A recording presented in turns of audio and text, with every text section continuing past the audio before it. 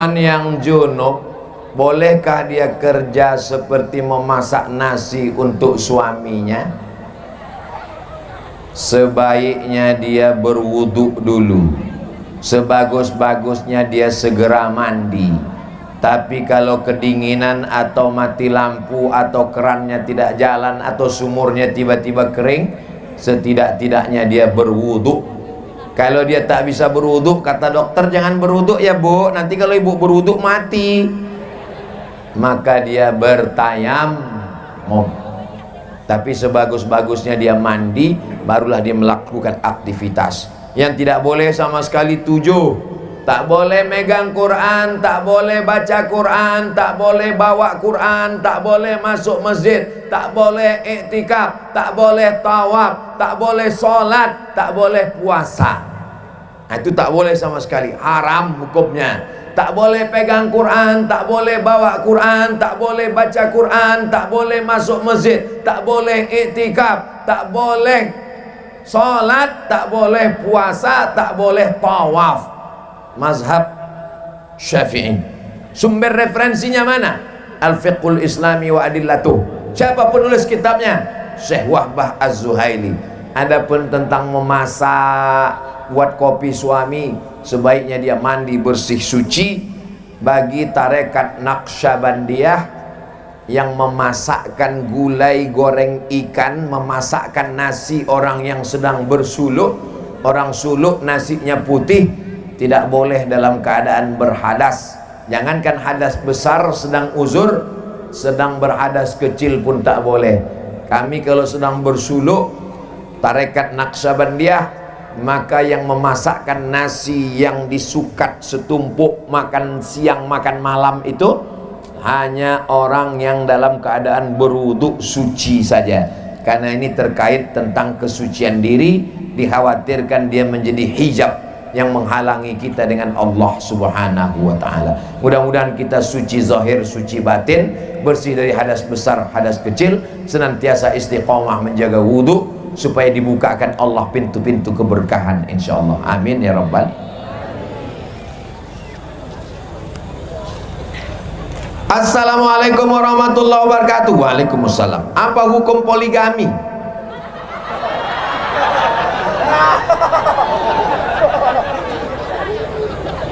Bu, ini boleh saya jawab? Lah, tenang kalian.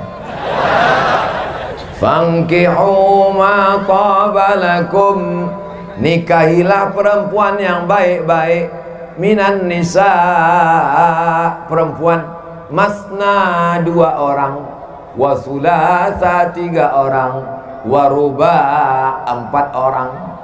Ayat ini nyuruh nambah atau mengurangi? Saya ulang sekali lagi. Ayat ini menyuruh menambah atau mengurangi? Ketika itu orang Arab istrinya banyak, orang Makkah Madinah, dia pakai mazhab namanya poligami unlimited edition. Ada yang bininya 10, ada yang bininya 20. Lalu kemudian turun ayat ini, kata Allah dalam Quran, kau pertahankan saja 4, sisanya kau lepas. Jadi yang waktu itu bininya 20, yang dipertahankannya 4, yang 16 dilepas. Sekarang saya tanya, ayat ini mengurangi atau menambah? Mengurangi, beb. Jadi baca ujungnya, fa in khiftum alla ta'dilu, kalau kau tak sanggup bersikap adil, fawahidah, 1 saja. Dan hukum di Indonesia ketat sekali. Laki-laki tidak bisa menambah buka cabang kecuali ada surat izin dari istri yang ditandatangani di atas materai 10.000 yang disetujui oleh hakim pengadilan agama. Makanya ibu sebelum tidur malam ini yakinkan di dekat tempat tidur itu tidak ada kertas, pena dan materai. Sebelum tidur periksa dulu, kalau ada kertas-kertas, pena, materai, hati-hati, takutnya pas tidur tertanda tangani. Andai pun tertanda tangani, jangan cemas. Karena kertas itu nanti akan dibawa ke pengadilan dan hakim bertanya, benarkah ini surat ibu yang menulis? Benar Pak Hakim, tapi waktu itu saya sedang mengigau tidur lelap. Apakah ibu setuju? Setuju Pak Hakim. Barulah bisa. Kalau tak bisa, kalian hanya bermimpi saja saudaraku. Ibu sudah tenang? Dah. Itu kalau dia mau ke KUA. Tapi kalau dia mau diam-diam, selamat tinggal lah itu.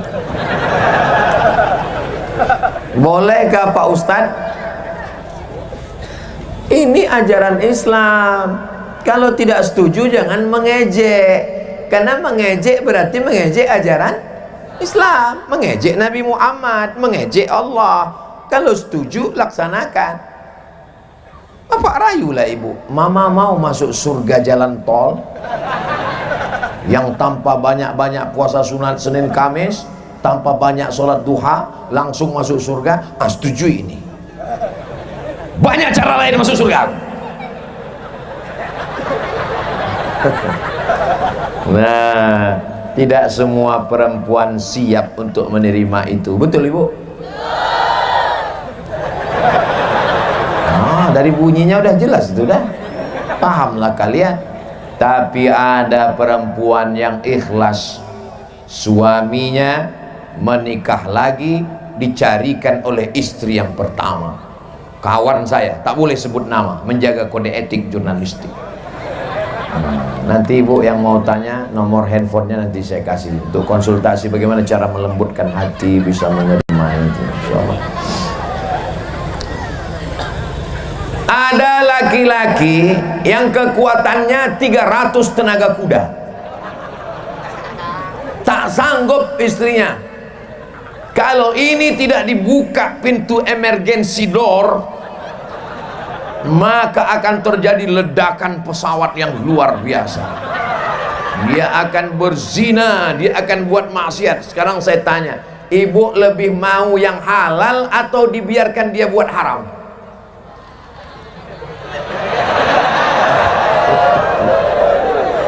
Aku tahu ini keputusan yang sulit ibu, karena susah itulah maka pahalanya surga.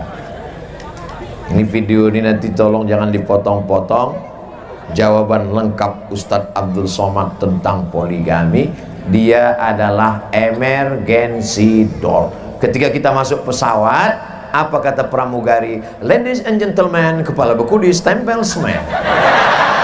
All of our passenger, kepada seluruh penumpang penerbangan pesawat airlines, nanti ketika pesawat ini di atas, tolong akan turun mendarat, kita keluar dari pintu sebelah kanan. Ada satu pintu di belakang, ada satu pintu di luar. Tapi ketika terjadi sesuatu yang tak diinginkan, maka silangkan keluar dari pintu emergency door. Maka poligami adalah emergency. Jelas? Jelas kata orang itu lah. Udah jelas kata orang tuh, bismillah, mainkan. Yang ketawa yang jomblo-jomblo pula. Besar kali lah keinginan kalian. Satu aja belum. Satu tuh aja urus dulu. Ya ma'syaras syabab, wahai anak-anak muda, man istata'a minkumul ba'ah, siapa di antara kalian yang belum menikah, falyatazawwaj, menikahlah, fa innahu aghaddu lil basar, menikah itu menjaga pandangan, wa ahsanu lil farj, menjaga kemaluan. Faman lam yastati, siapa yang belum sanggup menikah, fa alaihi bisawm, hendaklah dia banyak-banyak puasa, fa innahu lahu wija, puasa itu jadi obat. Anak-anak muda yang belum cukup duit modal untuk nikah, kalian banyak puasa, puasa aja tiap hari. Kalau kalian banyak puasa, nanti ditunjukkan kawan, ada cewek, mana itu yang jilbab merah, entah macam semangka aja gue tengok. Jadi banyak-banyak puasa. Ibu-ibu, kalau dapatlah menantu yang soleh macam panitia ini, jangan sampai kalian lewatkan. Karena mencari laki-laki yang soleh sekarang ini susah, ibu. Kalau mereka nanti datang meminang anak gadis ibu, tolong maharnya jangan tinggi-tinggi ya, Bu. Udah aku kasih kalian jalan. Tak laku juga bukan salahku lagi. Idza ja'akum man tardawna dinahu. Kalau datang anak-anak muda yang taat agamanya, suka kepada ulama, dididik di pesantren Al-Inabah, dekat dengan Walid Zainal, wa khuluquhu, akhlaknya baik, suka pengajian tabligh akbar, fazawwijuhu, nikahkan dia dengan anak gadismu. Illa taf'alu, kalau tak kau lakukan, takun fitnatun fil ardi wa fasadun arid, terjadi kerusakan yang amat sangat dahsyat. Kalau kau terima laki-laki karena hartanya, hari ini kaya, besok jadi fakir miskin. Kalau kau terima laki-laki karena gantengnya, hari ini ganteng, besok top, tua ompong peot. Kalau kau terima karena bangsawannya, hari ini bangsawan, besok kena sawan. Tapi kalau kau terima karena solehnya, karena agamanya, karena akidahnya, karena akhlaknya, itulah yang tak akan lapuk karena hujan, tak akan lekang karena panas. Dia akan melahirkan anak cucu keturunan. Ini calon imam-imam kalian. Ya Allah, pertemukan anak-anak gadis yang solihah-solihah ini dengan anak lajang yang soleh-soleh ini dengan cara yang baik-baik ya Allah, sehingga lahirlah keturunan yang baik-baik insyaallah. Ayah ya, gimana ayah jumpa dengan emak dulu? Kami jumpanya waktu tabligh akbar di Manggi. Gimana ceritanya jumpa? Waktu itu pas sudah selesai acara Ustadz Somad, pas kami bubar, waktu aku sedang nyari-nyari selot, itulah kepalaku terbentur sama kepala emak kau. Tuh, pas kami pandang,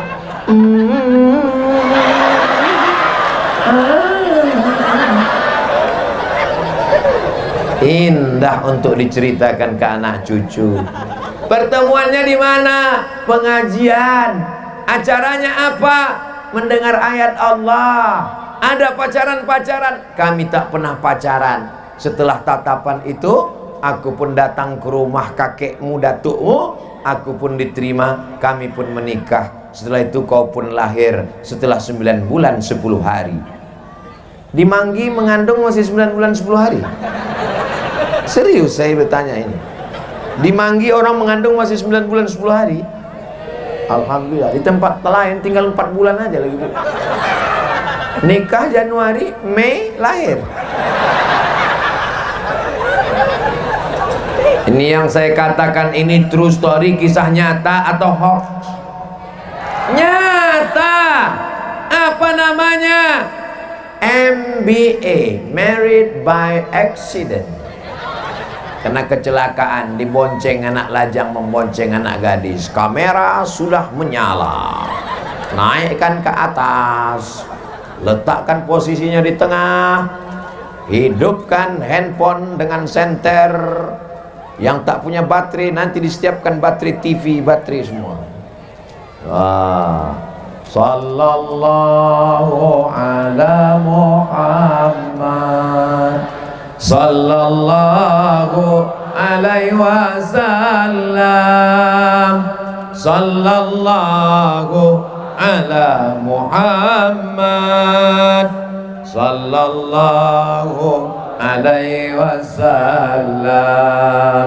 Ya Nabi salam alaika, ya Rasul salam alaika, ya Habibi salam alaika, salawatullah alaika, ya Habibi salam alaika, salawatullah alaika.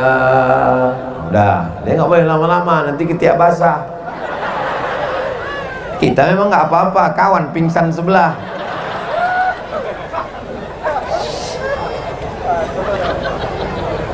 Kenapa terlambat ketawa ibu? Mohon Ustadz jelaskan, kami masjid sholat Jumat sebagian jamaah melaksanakan sholat zuhur. Saking kan tak adanya kertas, terpaksalah kue kotaknya. Bagus, efisien daripada jadi sampah. Dalam mazhab Syafi'i, satu daerah ini sholat Jumatnya mesti satu. Jadi kalau ada ta'addud al-Jum'ah, ada sholat Jumat di masjid sana, ada sholat Jumat di masjid sana, maka dikhawatirkan tidak sah sholat Jumatnya, karena ada beberapa sholat Jumat. Maka untuk menjaga, karena mazhab Syafi'i ini tingkat ihtiyat kehati-hatiannya tinggi, maka selesai sholat Jumat, sholat zuhur lagi. Itu mazhab Syafi'i yang paling ketat. Adapun beberapa masjid di Kairo, ini masjid kepala Sayyidina Al-Husain, ini masjid Al-Azhar, ini jalan raya, azannya bersaut-sautan. Di satu kota masjid sampai 100, 1000. Itu dipakai mazhab Hanafi. Kalau sudah cukup 40, cukup kira-kira urf orang berjamaah, maka sholat Jumatnya sah. Jadi yang bagi mengamalkan mazhab Syafi'i yang super ketat, habis sholat Jumat dia sholat zuhur lagi, itu tidak salah.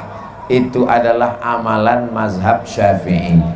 Bagi yang sudah mengamalkan sholat Jumat, sudah cukup 40 orang, dia tidak ulang lagi, itu pun tak juga salah, karena masih dalam koridor 4 mazhab dan masih berpegang dengan mazhab-mazhab ahlus sunnah wal jamaah. Jangan saling menyalahkan, jaga persatuan. Alhamdulillah Ustadz, dulu kami kelahi tentang masalah sholat zuhur setelah sholat Jumat. Sekarang kami sudah tak kelahi lagi, karena sama-sama sudah tak sholat. Jangan gara-gara tak sholat kita berdamai. Apa hukumnya mengidolakan orang kafir seperti pemain bola, namanya tak saya sebut? Almar'u ma'aman ahab, orang akan bersama dengan siapa yang dia cintai. Kalau hati kita cinta suka sama dia, doakan dia supaya dapat hidayah. Dalilnya, Allahumma hdi qaumi fa innahum la ya'lamun. Berikan dia hidayah. Sedangkan orang yang menyerang Nabi, musuh Nabi, didoakannya. Apalagi orang yang tak menyerang kita, kita senang permainannya, kita senang gocek bolanya, maka doakan dia dapat hidayah. Tak ada yang mustahil. Innama amruhu idza arada syai'an ayakula lahu kun. Tapi kalau sudah terlampau cinta, nanti semuanya kita ikut. Pertama tatonya kita ikut, lama-lama celana pendeknya kita ikut, lama-lama antingnya kita ikut, lama-lama keyakinannya pun kita akan ikut. Man tashabbaha biqaumin fahuwa minhum. Maka hati-hati tentang ketertarikan hati. Maka tidak boleh hati ini lebih mencintai. Puncak cinta kita adalah kepada Nabi Muhammad sallallahu alaihi wasallam. Qul, katakan, in kuntum tuhibbunallah, kalau kau cinta kepada Allah, fattabi'uni, ikuti aku, ikuti Nabi Muhammad sallallahu alaihi wasallam. Semua cinta akan berakhir. Al-akhirlah, orang-orang yang berkasih sayang di dunia, ba'duhum li ba'din adu, nanti di akhirat akan menjadi musuh. Illal muttaqun, kecuali orang yang takwa kepada Allah. Habib habibaka haunamma, cintalah secukupnya. Asa ayyakuna baghidaka yaumamma, boleh jadi yang kau cinta hari ini menjadi musuh besok pagi. Abghid baghidaka haunamma, bencilah secukupnya. Asa ayyakuna habibaka yaumamma, boleh jadi benci yang terlampau berubah menjadi cinta. Kalau benci jangan terlampau benci, kalau cinta jangan terlampau cinta, kecuali cinta kepada Allah dan kepada Rasulullah sallallahu alaihi wasallam.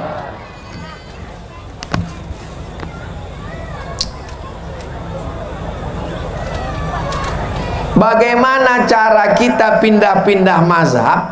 Apa pula boleh pindah-pindah mazhab? Saya tak pernah pindah mazhab. Cobalah sebutkan di pasal mana saya pindah mazhab. Tak pernah saya pindah mazhab. Buka kitabnya Al-Fiqhul Islami wa Adillatu. Pembahasan pertama tentang talfiq. Tidak boleh mencampur mazhab dalam satu qadiyah. Cara berwuduknya mazhab Syafi'i, pas membatalkannya pindah ke Maliki, batal, tak bisa. Tapi dalam keadaan darurat tingkat tinggi, tapi tidak dalam satu masalah, bisa. Sholatnya mazhab Syafi'i, tapi pas membayar zakat fitrahnya pakai mazhab Hanafi, dia bayar pakai uang. Itu kata Syekh Ali Jum'ah Mufti Mesir dalam kitab Al-Bayan lima yushghilul adhan. Beliau lebih condong kepada pendapat mazhab Hanafi, karena zaman sekarang orang kalau dikasih beras itu akan dijualnya lagi karena dia perlu duit. Sedangkan zaman dulu orang bayar gandum bisa ganti kain, karena mereka waktu itu sistemnya sistem barter. Itu Syekh Ali Jum'ah, muftinya Mesir, mazhabnya Syafi'i, dalam kitab Al-Bayan lima yushghilul adhan. Tapi kalau tidak darurat tingkat tinggi, maka kita tak boleh pindah-pindah mazhab. Nanti kita akan terjerumus dalam tatabbu' rukhas, mencari yang enak-enaknya saja. Pas giliran berwuduk dipakainya mazhab Hanafi. Kau tadi kan udah bersentuhan, kenapa tak batal? Aula mastumun nisa, batal itu kalau jima. Kalau tak jima tidak batal. Kalau hanya bersentuhan tak batal. Mazhab apa yang kau pakai? Aku pakai mazhab Hanafi. Pas giliran berkurban, kau tak berkurban. Mazhab Hanafi kan wajib. Aku Syafi'i aja, sunat muakkad. Pas giliran nikah itu dalam mazhab Syafi'i mesti pakai wali. La nikah illa biwaliyin. Tiba-tiba dia tanpa pakai wali, aku udah nikah tadi. Siapa mau nikahkan? Perempuan itu kan boleh nikah sendiri menurut mazhab Hanafi. Ini namanya mazhab kutu loncat. Ini namanya mazhab tupai. Lompat sana, lompat sini, lompat-lompat. Maka kita istiqomah dalam mazhab Syafi'i insyaallah. Amin ya rabbal.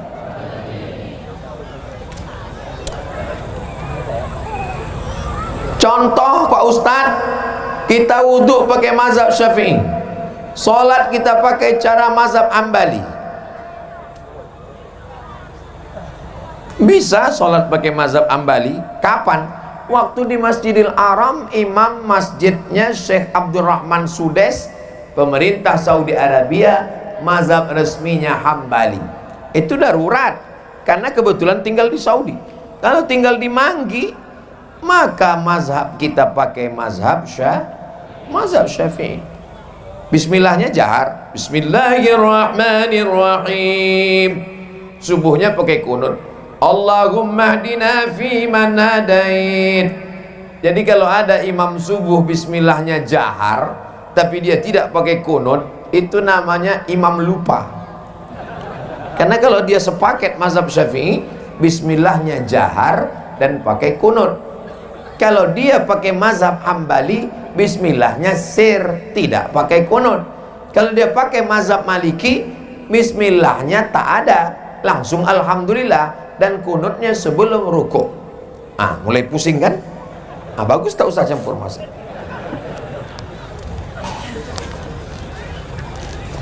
Apa pahala bagi istri yang selalu mendukung suaminya menjalankan kebaikan? Ar-rijalu qawwamuna 'alan nisa. Laki-laki menjadi pemimpin bagi perempuan. Di rumah itu, Bu, yang jadi pemimpin bapak apa ibu? Kadang-kadang saya, kadang-kadang dia Pak Ustadz, tapi lebih sering saya. Kalau ada bapak model begitu, sabar aja Pak. Nanti bapak kalau meninggal tak kena azab kubur, saking udah azabnya di rumah. Pas sudah mati kata malaikat dikubur, yang ini tak usah kita azab lagi. Kasihan, udah azab kali dia sama bininya ini. Perempuan yang solihah itu bagaimana sifatnya ya Rasulullah? Idza nazarta ilaiha sarratka, kalau kau pandang dia senang hatimu. Alhamdulillah Pak Ustaz, aku senang kali nengok dia itu. Siapa dia? Istri kawanku. Itu namanya gatal. Usahakanlah ibu menyenangkan di hati suami, di pandangan suami. Insya Allah ya Bu. Soalnya banyak sekarang perempuan ini dia bersolek, pakai baju bagus kalau mau keluar rumah, menyenangkan laki orang. Tapi kalau di depan lakinya bau bawang goreng, bentuknya macam mak lampir. Tapi kalau pas mau keluar rumah, bedaknya 2 inci, mukanya putih, tangannya hitam, minum jus bengkoang. Idza nazarta ilaiha sarratka, kalau kau tengok senang hatimu. Yang kedua, idza amartaha ata'atka, kalau kau suruh dia taat. Adik sholat ya dek. Allah, baru dengar ceramah Ustaz Somad sekali udah menceramahi aku pula. Ibu kalau suaminya sholat bersyukur Bu. Berapa banyak orang sekarang suaminya sakau, suaminya mabuk, suaminya pezina, suaminya dilarikan pelakor. Mudah-mudahan suami ibu semuanya sampai hari kiamat dijaga Allah dalam keadaan istiqomah iman dan Islam. Tengoklah kuatnya amin mereka, menunjukkan besarnya cintanya padamu. Semuanya berubah. Dulu mau pergi ke makam Teguh Umar susah, sekarang cantik dan indah. Dulu tidak ada rumah-rumah di tepi laut kena tsunami, sekarang rumah-rumah sudah bagus. Semuanya berubah. Yang tak berubah itu cuma satu, perasaan aku ke kamu. Kalau dipandang menyenangkan hati, kalau diperintahkan taat. Yang ketiga, idza ghibta anka, idza ghibta anha, kalau kau pergi keluar kota, kalau kau pergi keluar manggi, dijaganya anakmu, dijaganya hartamu, dijaganya kehormatannya. Itulah perempuan yang solihah. Ad-dunya mata, dunia ini kenikmatan. Wa khairu mata'iha, kenikmatan yang paling indah. Al-mar'atus solihah, perempuan yang solihah. Allati tu'inu ala imanihi, perempuan yang membantu suami menjaga imannya. Mudah-mudahan semua perempuan-perempuan ini menjaga iman bapak-bapak. Sebetulnya bapak menjaga ibu atau ibu menjaga bapak? Yang paling selamat diam memang. Daripada salah jawab, bagus diam. Hunna libasul lakum wa antum libasul lahun. Perempuan jadi baju pakaian bagi laki-laki, laki-laki jadi pakaian bagi perempuan. Coba tengok ayatnya. Perempuan menutupi aib laki-laki. Saya berani ceramah ini kan karena ada baju yang menutupi saya. Coba kalau keluar, kurus sekali Ustaz Somad. Jadi mereka ini adalah pakaian yang menutupi bapak, dan bapak juga tutupi mereka. Saling menutupi, bukan saling membuka aib. Maka begitu Allah mengatakan, ini perempuan laki-laki, dua makhluk yang berbeda. Lalu yang menyatukan mereka apa? Wa ja'ala bainakum mawaddatan wa rahmah. Dijadikannya antara kalian berdua ada mawaddah dan rahmah. Mawaddah itu fisik, lebih tinggi, lebih cantik, lebih putih, rambutnya bak mayang terurai, bibirnya bak delima merekah, alisnya bak semut beriring, pipinya bak pauh dilayang. Begitu anak tiga, rambutnya bak sumbu kompor, dan seterusnya. Nanti kalau aku teruskan banyak yang tersinggung. Para perempuan itu macam bunga. Bunga itu bagaimana? Cantik, mekar, harum, indah, layu, kuning, mati. Satu-satunya bunga yang tak layu, bunga plastik. Dan di Manggi tak ada bunga plastik karena semuanya asli, original. Beda tempat lain, oh cantik sekali bunga, pas ditengok plastik semuanya. Di Manggi asli, tanaman hidup. Tolong selesai acara panitia kalian balikkan ini. Ya kan, Bu? Punya orang ini. Kan sampai habis acara, hilang bunga aku kan gara-gara rusak somat lah ini. Aku juga yang kena. Bagaimana soal hutang? Adik beradik kandung, apakah wajib dibayar? Wajib dibayar, Bu? Oh enggak, selesai.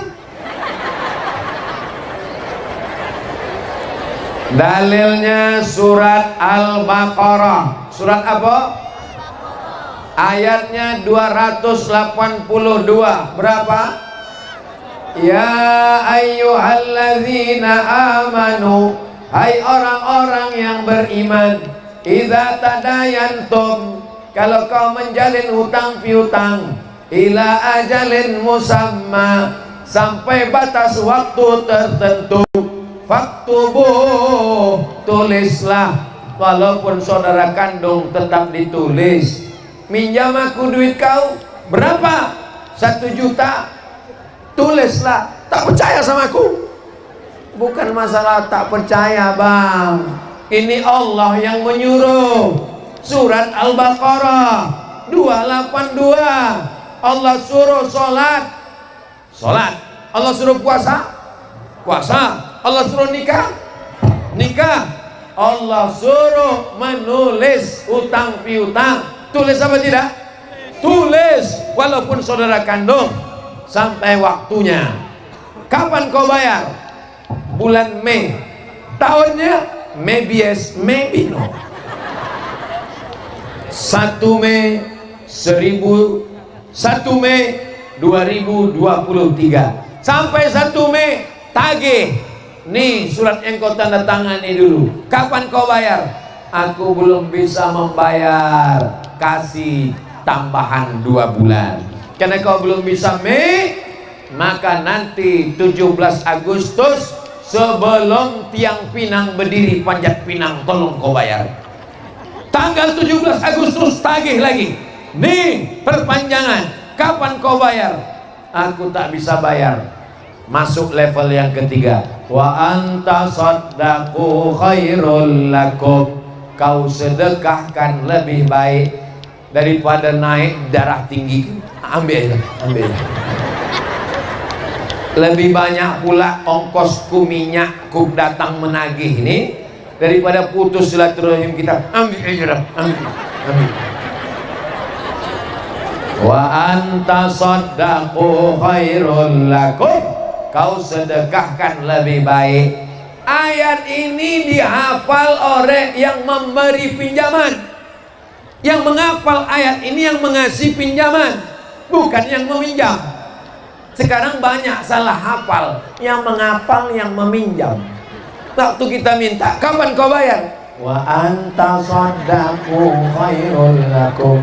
Kau sedekahkan lebih baik. Itu ayat aku.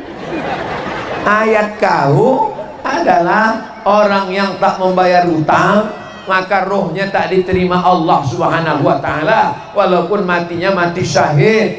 Mudah-mudahan sebelum mati kita bayar hutang. Abdul Somad tidak punya hutang dari dulu.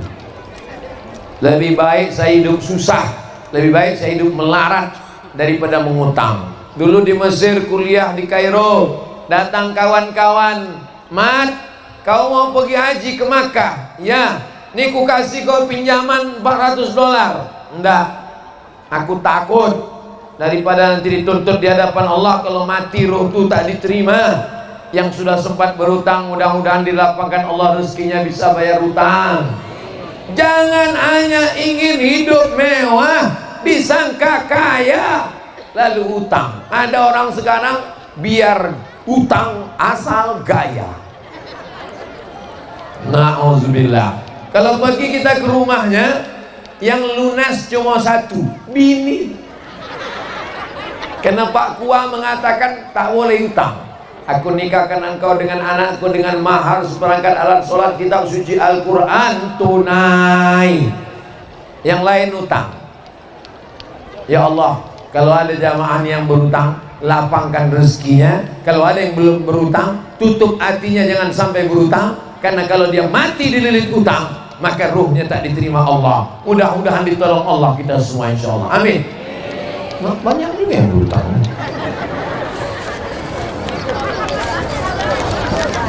Kita sudah taubat. Apakah dosa kita masih ada lalu kita nanti disiksa di akhirat, Pak Ustadz? Dosa kepada Allah selesai.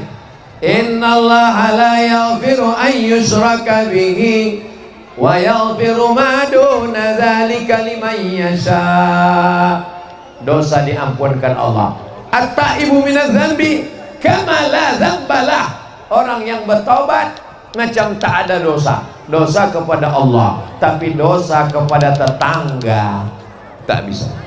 Menangis air mata darah, ya Allah, ampunkan dosaku pada tetanggaku, tak bisa. Maka dosa kepada jiran, dosa kepada abang, dosa kepada tetangga, mesti minta maaf. Kau udah minta maaf? Aku nanti minta maaf, Pak Ustadz, nunggu Idul Fitri. Yakin betul kau Idul Fitri datang, malaikat maut belum datang? Jangan malu minta maaf. Maukah Bapak Ibu memaafkan silap salah Abdul Somad? Tadi Bapak Ibu menunggu kepanasan sampai di sini Abdul Somad lama. Ada yang mengangkat tangan, Abdul Somad tak menengok. Mau memaafkan silap salah Abdul Somad? Dah selesai. Daripada mencari di padang mahsyar, padang panjang aja payah jumpa, padang bola aja belum tentu, apalagi di padang mahsyar. Masya Allah, penuh sorban. Tinggal sorban aku tadi pula hilang. Oh, masih ada anak pramuka. Masya Allah, Masya Allah.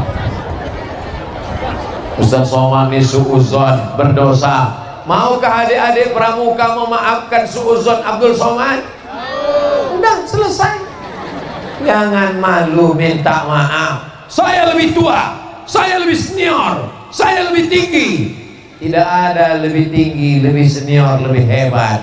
Nanti di akhirat kau akan dituntut di hadapan Allah. Ini tentang dosa. Cara minta ampunnya mandi taubat. Macam mana mandi taubat? Mandi bersih. Boleh mandi di kamar mandi? Boleh. Boleh mandi di sungai, apalagi di laut, masuk sekalian. Bukan cuma dosa hilang, kau hilang sekalian. Sesudah mandi berwudu, sesudah itu sholat sunat taubat 2 rakaat. Usolli sunnat taubat raka'ataini lillahi ta'ala. Sesudah itu banyak beristighfar. Astaghfirullah Rabbal baraya, astaghfirullah minal khataya. Jangan tengok Ustaz kotak ni. Ustaz pejam mata ya, tak tengok ya.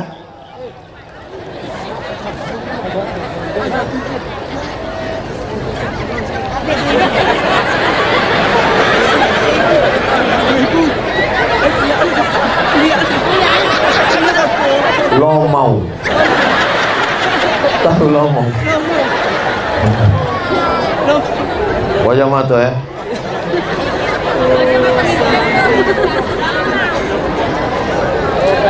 Ada peningkatan 10.000. Sekali lagi ya.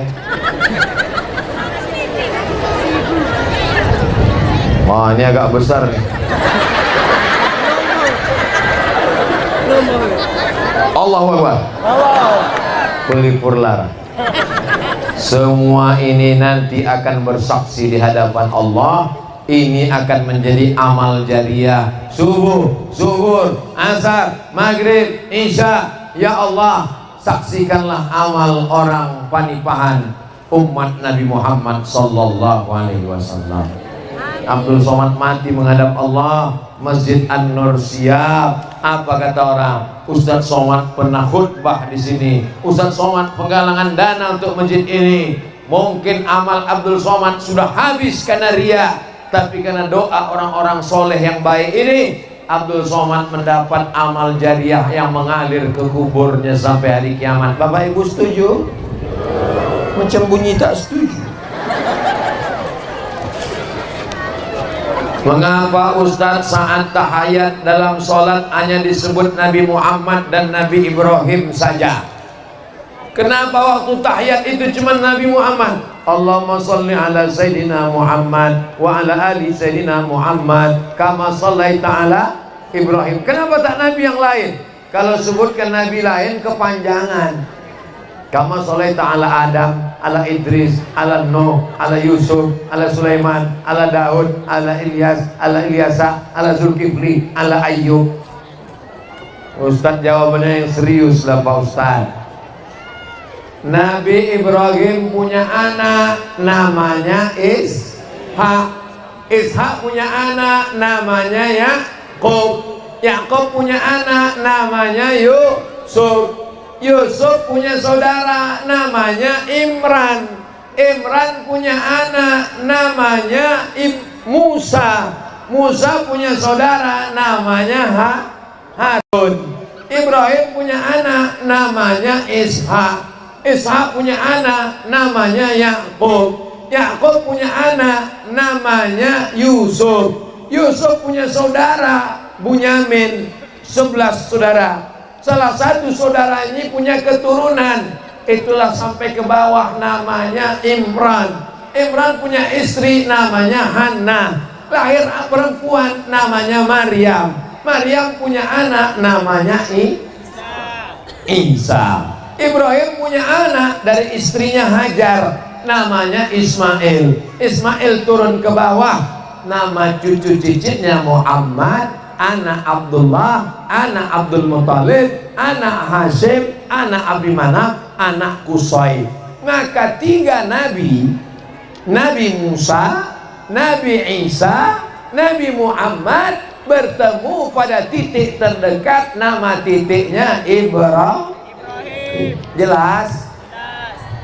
Adam kan ketemu jauh di atas, dia bertemu cari titik yang terdekat antara Musa dengan Isa dengan Muhammad SAW. Titik yang terdekat ke atas ada pada Ibrahim. Maka Ibrahim disebut dengan Abu Syariah, bapaknya syariat. Syariat Yahudi sebelum diselewengkan, syariat Nasrani sebelum dibengkokkan, diluruskan dalam syariat Nabi Muhammad sallallahu alaihi wasallam. Itulah maka yang disebut adalah datuk yang pertama ketemu di atas. Kama sallaita ala Ibrahim, kama barakta ala Ibrahim. Jelas?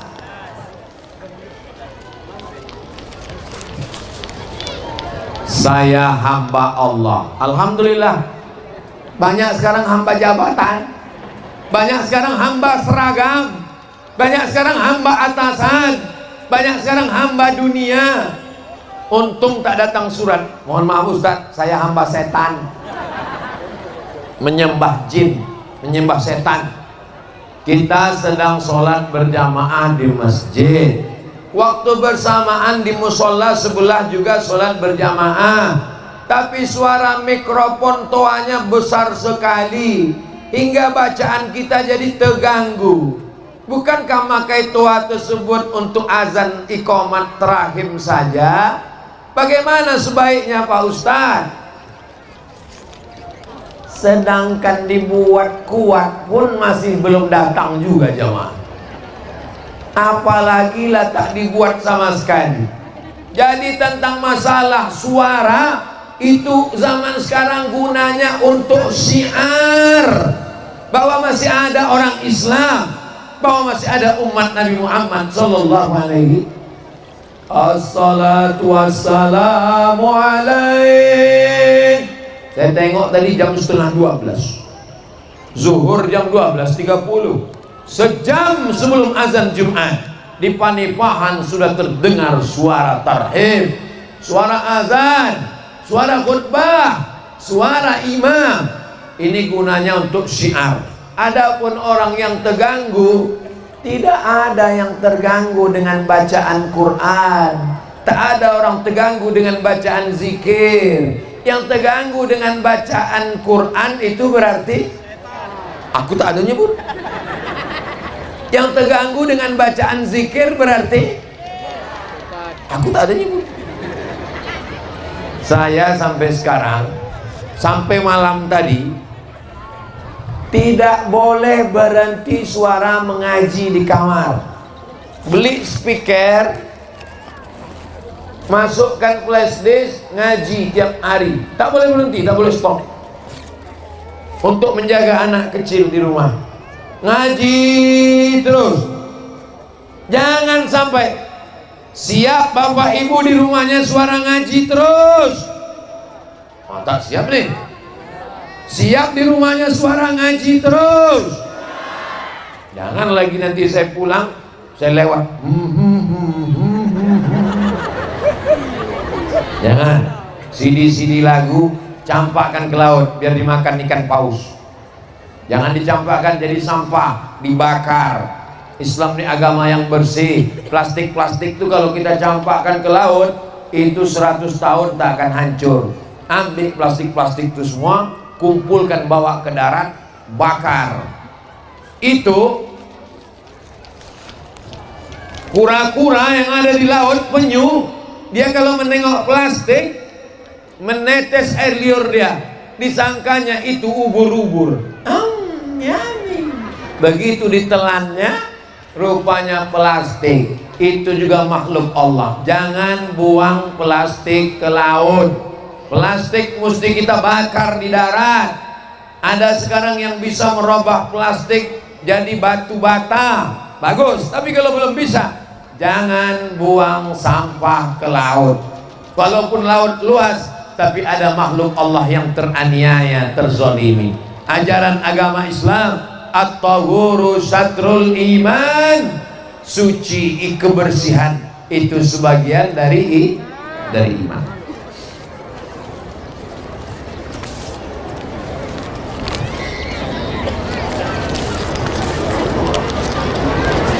Apa hukum pemimpin yang apa hukum pemimpin berjanji sebelum menjabat, setelah menjabat janjinya tak ditepati?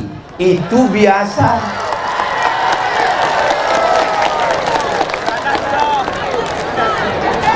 Itu biasa. Yang luar biasa tuh kalau tepat janji. Dia naik karena bapak ibu kan? Karena bapak ibu yang milih kan?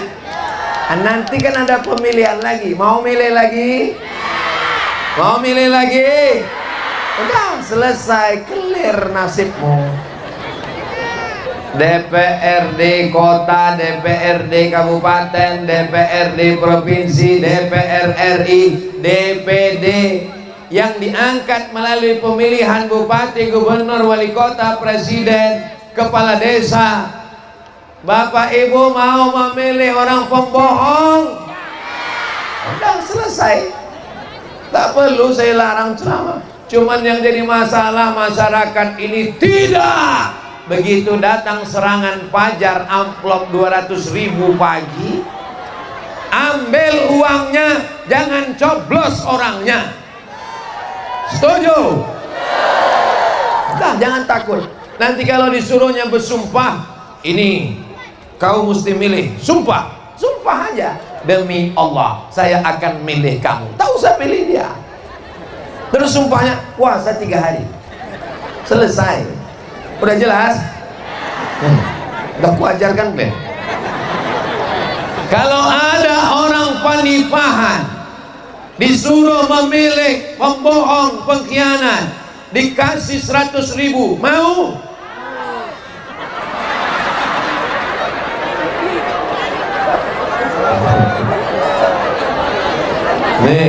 Nih bukti masyarakat pelupa, masyarakat pikun. Na'udzubillah. Kalau takut memakan duit subuhat, duit sogok, duit haram, ambil duitnya, masukkan ke kotak Masjid An-Nur supaya dibelikan ke semen, batu bata dan kerikil, selesai masjid kita insyaallah. Amin. Tapi tak perlu dimasukkan ke amplop ini duit haram, jangan, kasihkan saja. Pengurus masjid tak akan bertanya itu datang dari mana. Bapak Ibu yang dimuliakan Allah Subhanahu wa taala, semua yang sudah bertungkus lumus sehingga acara ini terwujud, mudah-mudahan disehatkan Allah, diberikan istiqomah. Bapak-bapak, ibu-ibu yang hadir melangkahkan kakinya, hadir ke tabligh akbar